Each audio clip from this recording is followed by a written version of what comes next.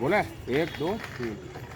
महाराज जी, जैसे कल पितृ अमावस्या है, उस दिन हमको अपने पितृसुरों के लिए निमित्त ऐसा क्या करना चाहिए जो वो जल्दी संतुष्ट हो और उनके लिए मोक्ष की प्राप्ति हो और हमारे घर में सुख शांति समृद्धि आए।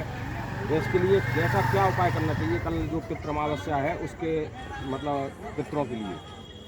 वैसे पितरों का श्राद्ध हमारे शास्त्रों में के वर्णन ये है कि 3 प्रकार के श्राद्धों का लेख मिलता है। पहला जो श्राद्ध है जिसको हम पिंडदान का श्राद्ध बोलते हैं, इसको पिंड देते हैं। जैसे जिसकी तिथि हो उसके लिए आप एकोदिष्ट भी कर सकते हैं। जिसके निमित्त आज हम भोजन कराते हैं तो एकोदिष्ट रूपेण एक प्राणी के निमित्त, पितृ के निमित्त एकोदिष्ट एक श्राद्ध कर सकते हैं, उसके बाद भोजन करावें। एक तो हो गया ये पिंडदान वाला श्राद्ध। एक होता है ब्राह्मण को भोजन कराने वाला श्राद्ध, उसमें भी वो भी यज्ञ है। और तीसरा जो श्राद्ध होता है पशु, जैसे मानव पशु मतलब गाय हमारी माता है। गाय के निमित्त यदि हम कुछ भी भोग निकालते हैं, पशु पक्षी, काकबलि, श्वान बलि, ये पशु पक्षी की आदि जो बलि होती है ये भी श्राद्ध के ही उसमें आता है।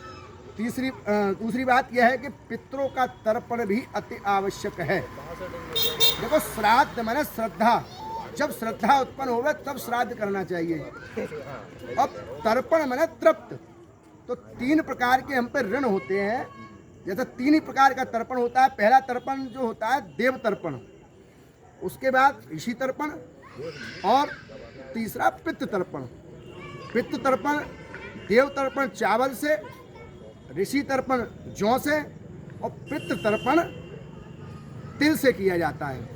इसी प्रकार की हमारे हाथ में मुद्राएं होती हैं, उसी मुद्रा के हिसाब से हम पितरों का, ऋषियों का, देवताओं का तर्पण करते हैं।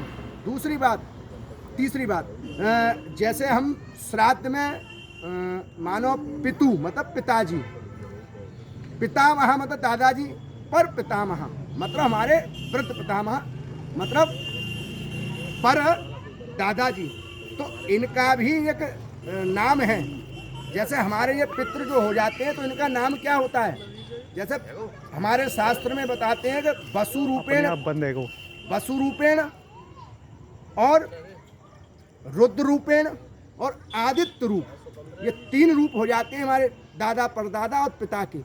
इसी प्रकार से हम मानो पितामही, मातु, पितामही, वृद्ध पितामही, तो इनका भी जो रूप है वो कौन सी है?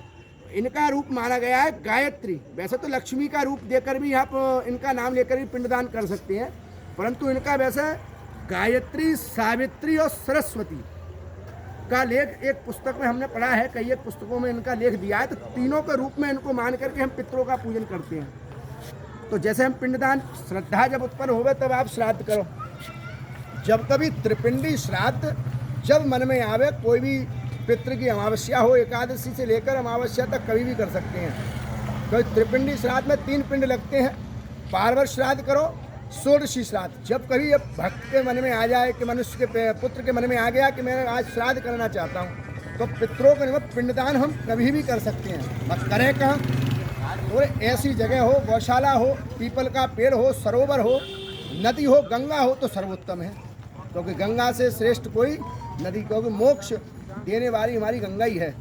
गंगा से ज़्यादा श्रेष्ठ कोई नहीं बताया है। 60,000 सगर पुत्रों को भी उन्होंने ही तारा है।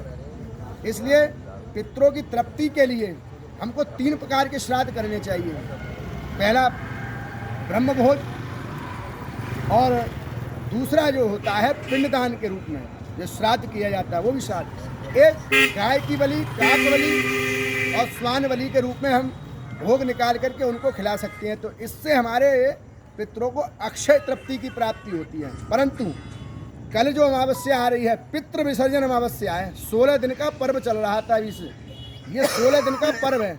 इसमें हमारे पितृलोक जैसे स्वर्गलोक, नरकलोक, इस प्रकार से भूलोक, और ये हमारा पितृलोक लोक हैं। तो वहाँ से ये देखने आते हैं कि हमारे जो पुत्र पौत्रादिक जो भी हैं वो हमारे निमित्त कुछ धर्म कर्म, पूजा पाठ, दान पुण्य, यज्ञ अनुष्ठान, पिंडदान, ब्रह्मभोज ब्रह्म भोज, मानव ब्रह्म भोज भी कर रहे हैं, आप वाणी पर नियंत्रण नहीं रख पा रहे हो तो वो ब्रह्म भोज भी बेकार है। जब ब्राह्मण आवे तो उसको दिव्य आसन देवे। जब हम पिंडदान कराते हैं तो सबसे पहले आसन दिया जाता है उसको दिव्य, उसमें सबसे पवित्र आसन हमारा कुशा माना, कुशा को रखा जाता है, फिर उस पर तिल जौ छिड़के जाते हैं, पुष्प आदि रखे जाते, तब हम उसको पिंड को हम पितृ मुद्रा से उसको स्थापित करते हैं। तो ये पितृ मुद्रा को स्थापित तभी पितृ ग्रहण करता है। मुद्राएं होती हैं जैसे ऋषि मुद्रा, ऋषि मुद्रा से हम तर्पण करते हैं ऋषियों का, और देव मुद्रा से और हम करते हैं देवताओं का, और पितृ मुद्रा से हम करते हैं पितरों का तर्पण। जो भी भक्त इस प्रकार तर्पण भी जरूरी है। तर्पण माने तृप्ति। जल अन्न कितना भी खा लें आप, जब तक जल नहीं पिएंगे तब तक आप तृप्ति नहीं होगी आपकी। तृप्ताम का मतलब तृप्ति। तृप्ताम जो बोला जाता है उसमें, तो तृप्ताम को हम बोलते हैं तृप्ति देना। तृप्ति कैसे दी जाती है? जल के माध्यम से, जल से ही माध्यम।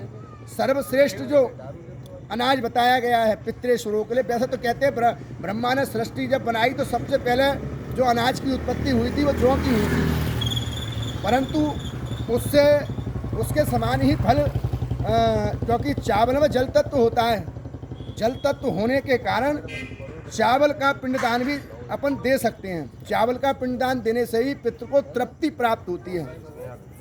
जब हम पितृ अमावस्या को अपने पिता दादा के निमित्त श्राद्ध तर्पण करते हैं और मनवांछित फल की हम अगर इच्छा रखते हैं तो हमको सब कुछ देते हैं।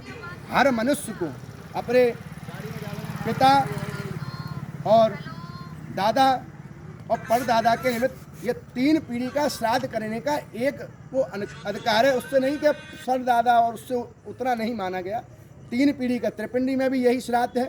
जितने भी श्राद्ध कर्म होते हैं, ब्राह्मण का भोजन भी इतना ही बताया है और पिंडदान भी और तर्पण भी इतना ही बताया। ये नहीं कि बहुत चलते चले जाए 7 पीढ़ी तक, ऐसा कुछ हमारे यहाँ लेख नहीं। 3 पीढ़ी तक का हमारे यहाँ लेख। वैसे पवित्र वस्तुआँ जो पवित्र वस्तु खान में जो वस्तु होती है वो उड़द की दाल का विशेष महत्व होता है।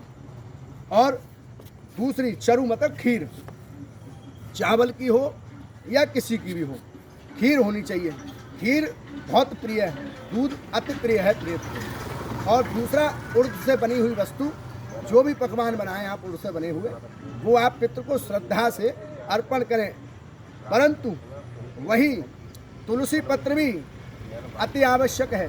पिंडदान आदि क्रिया हो गए, यह ब्राह्मण को श्राद्ध तो पहले ठाकुर जी में भोग लगाओ तो वहाँ पे क्या करो, तुलसी पत्र रख के ही भोग लगाना चाहिए, तो अक्षय तृप्ति भोग हो जाता है। वो उस दिन आपका भोजन, उस दिन खाना नहीं बनता है। जब हमारे यहाँ माता पिता या दादा परदादा का श्राद्ध होता है उस दिन खाना नहीं बनता है। उस दिन भोजन मतलब प्रसाद, जब भगवान को लग जाता है तो उसको प्रसाद बोला जाता है।